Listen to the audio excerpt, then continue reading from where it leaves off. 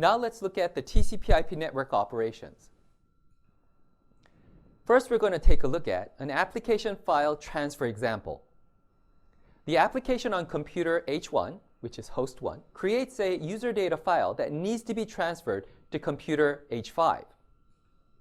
And that's this application data file.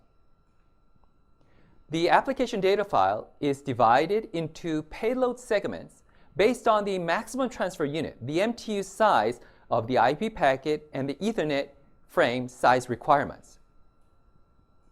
And that creates a payload segment, multiple payload segments that need to be transferred. Then, TCP header is added to the data segment, and H1 and H5 set up a TCP session using a three-way handshake.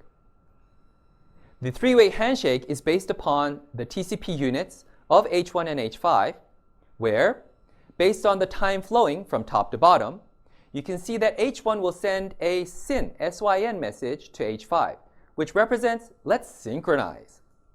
Then as a reply, H5 will acknowledge the synchronization message and send back a synchronization message of itself to synchronize in the opposite direction from H5 to H1. Then H1 will acknowledge that synchronization by sending back an acknowledgement.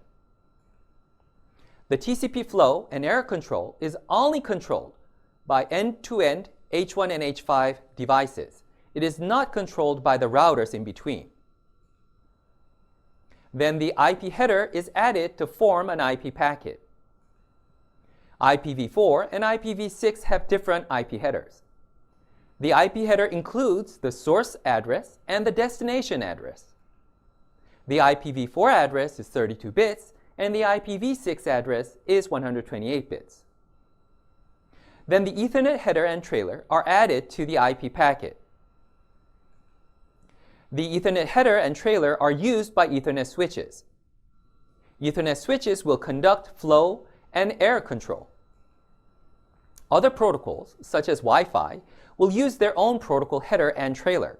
And you can see the red parts are indicated at the header, which is larger than the trailer, which is very narrow, so therefore it's drawn very narrow.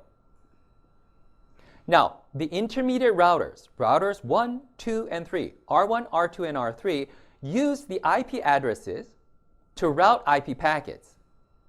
Routers use routing tables to determine where to send the packets. Optimal routing paths are set up using routing algorithms.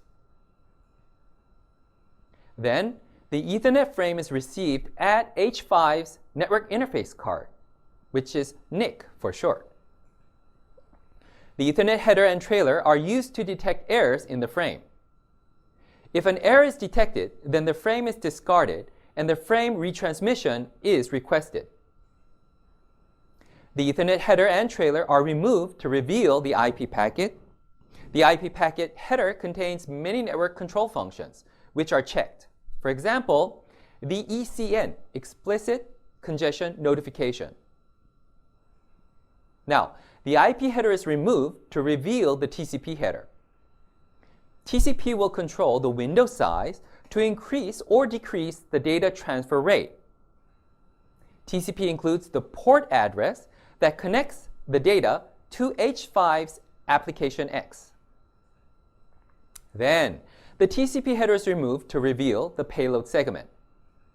Now, the payload segments are combined to reconstruct the application data file. And then the application data file is delivered to application X. Now, this is how H1's application data file is transferred to H5 through TCP/IP networking, as you can see like this here.